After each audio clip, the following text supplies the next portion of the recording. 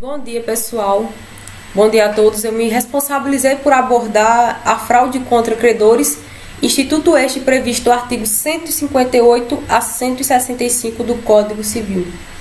A fraude em questão, ela está alocada na parte do direito civil em que estudamos os vícios sociais, defeitos no negócio jurídico decorrente de uma ilegalidade ou uma afronta à boa-fé. E será configurada a fraude, ela se torna perceptível quando um devedor, estando ele em estado de insolvência ou prestes a entrar em insolvência, esse devedor, com o intuito de afastar o seu patrimônio de uma provável execução por parte dos credores que têm direito a determinado crédito, ele, com o intuito de afastar o seu patrimônio, o coloca à disposição de terceiros. E essa fraude, ela se configura em 5 hipóteses. O Código Civil ele prevê 5 hipóteses em que poderá estar configurada a fraude contra credores. Anteriormente de citá-las, é importante salientar que na fraude contra credores temos elementos objetivos e subjetivos que caracterizam o instituto e que são inerentes à sua realização. E as 5 hipóteses em que pode ocorrer a fraude contra credores, elas são as seguintes. A primeira, quando há uma disposição onerosa por parte desse devedor para com terceiro adquirente. E nessa modalidade, faz-se necessário a existência de 2 elementos, o elemento objetivo e o elemento subjetivo. Sendo o elemento objetivo o prejuízo ocasionado em face de um ou mais credores, sendo inerente, portanto, o quê? No caso concreto, analisar se houve realmente um prejuízo em relação à realização desse negócio com o terceiro adquirente. O segundo elemento que deve conter nos negócios onerosos para que seja configurada a fraude é a existência do elemento subjetivo, que é a intenção, a malícia, o conluio também por parte do devedor e do terceiro adquirente em causar um prejuízo ao credor. Mas esse elemento subjetivo também pode estar presente apenas no devedor e não no terceiro que está adquirindo esse bem. Mesmo assim, será configurada a fraude contra credores a título oneroso. A segunda hipótese, ela ocorre quando há uma doação. O devedor, estando também, sempre é necessário prestar atenção que há a necessidade desse devedor estar em insolvência ou então que por esse ato ele fique em insolvência. Se ele doa um bem e essa doação o faz ficar em estado de insolvência ou se ele doa já estando em estado de insolvência, também estará configurada a fraude, não sendo necessário a existência do elemento subjetivo, que é a intenção de prejudicar os credores, bastando que haja, no caso concreto, a análise de que houve um prejuízo. Há uma presunção de que houve má-fé por parte desse devedor nessa doação.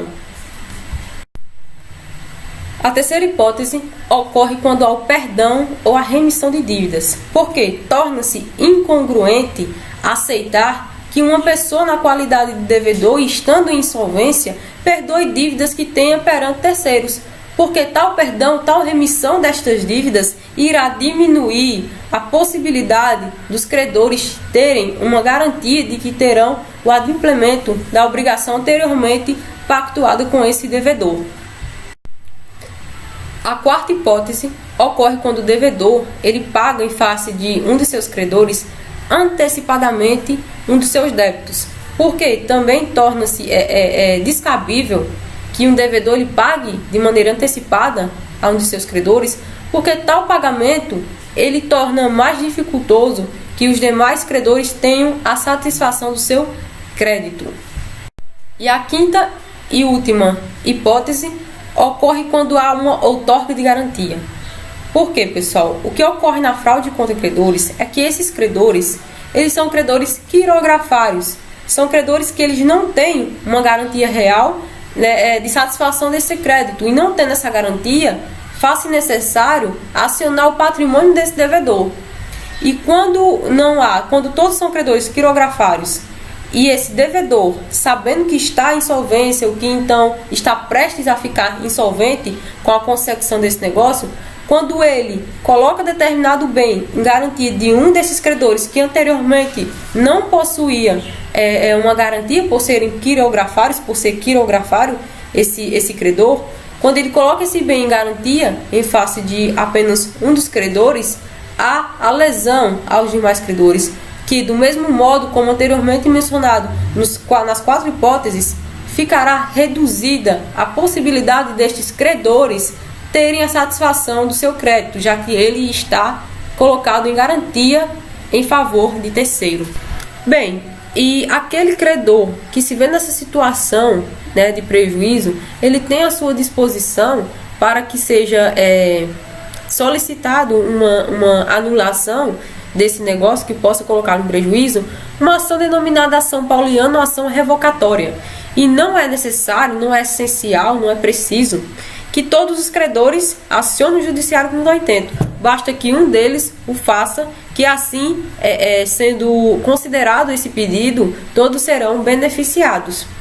Nós temos também no Código Civil a chamada fraude não ultimada, ou seja, a fraude não concluída, não será configurada uma fraude. E essa hipótese, ela se perfaz da seguinte maneira: quando um terceiro ele adquire esse patrimônio de determinado devedor e os credores o acionam ou acionam apenas o devedor, cabe a esse terceiro, caso ele queira, lógico, né? Cabe a ele fazer o depósito do valor desse bem que ele adquiriu, desse patrimônio. Ele fazendo o depósito não estará configurada a fraude.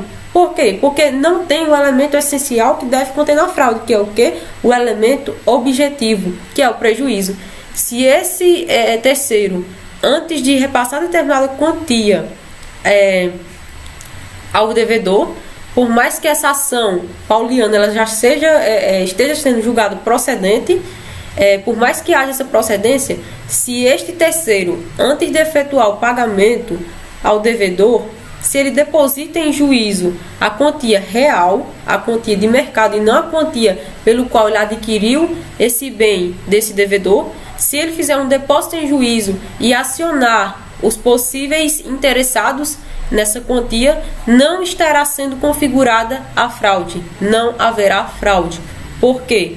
Porque a fraude não foi ultimada, não foi concluída por não haver o elemento objetivo, o elemento essencial para que haja fraude portanto, o prejuízo dos credores. Bem, para finalizar, né, porque meu objetivo aqui não é esgotar o conteúdo, longe disso, embora seja um conteúdo pequeno, esse não é meu intento. Para finalizar, é importante salientar que não apenas o credor quirografário ele pode demandar referida ação. A regra é que apenas o credor quirografário é legitimado para tal. Porém, em situações excepcionais, se ficar comprovado que até aquele credor que tem uma garantia, aquele credor pignoratício, até ele tendo essa garantia e demonstrando que essa garantia é insuficiente, também poderá valer-se desta ação para ter o cumprimento da obrigação em face desse devedor.